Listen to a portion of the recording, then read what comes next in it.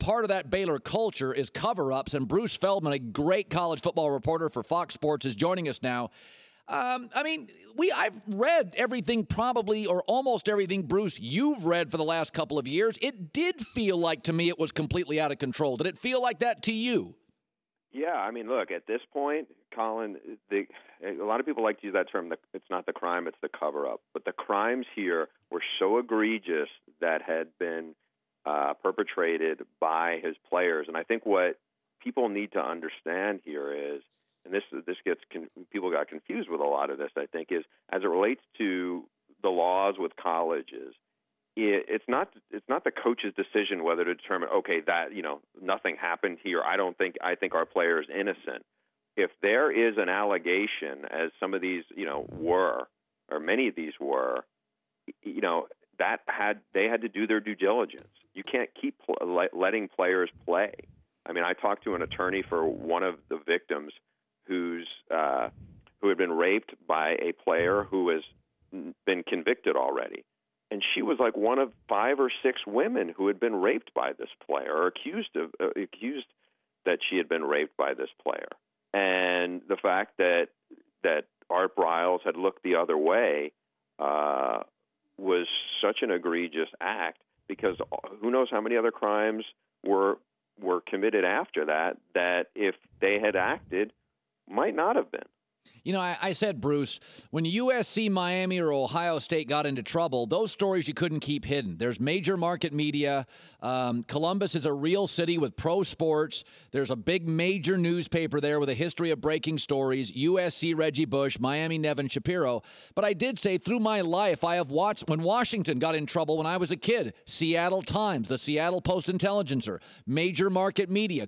There were no cover-ups with Washington. They were digging stuff up. It seems to me sometimes in these Tallahassee PD, these Waco, Texas, it does feel like there's cover-ups, and sometimes it feels like the cops are in on it. Like, did you feel it got to that point where you didn't trust local law enforcement?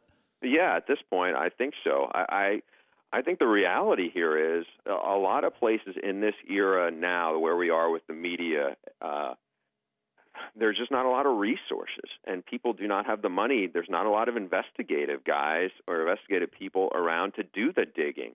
I spoke to some people who were involved in this case and said sometimes the reporters do more of the due diligence than the actual investigators do. I mean, quite honestly, I think Outside the Lines had more to do with this turning into a major story than anything else, certainly than the local papers or anybody else in the media did. I mean, I think this is kind of, an indictment on us in the media in some ways.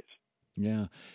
Listen, he's obviously a great coach. Not that this really matters today much, but, what does Baylor football actually do now? What happens to Baylor football? I think that we have to see what else is in this report, because, I had seen, Phil Bennett may be the interim and, speculation on that.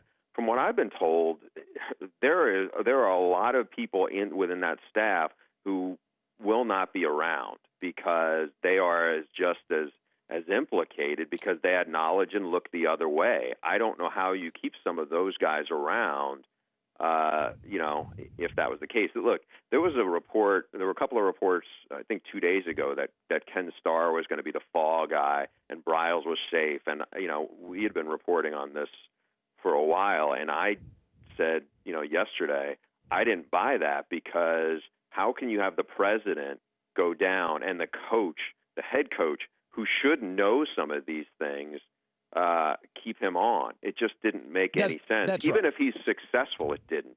And so earlier today, in the last half hour, I spoke to one of the victim's family members, and I said, well, what's your feeling now? And he said, this is absolute relief, because you were starting to wonder, he can't get away with this. They can't get away with this.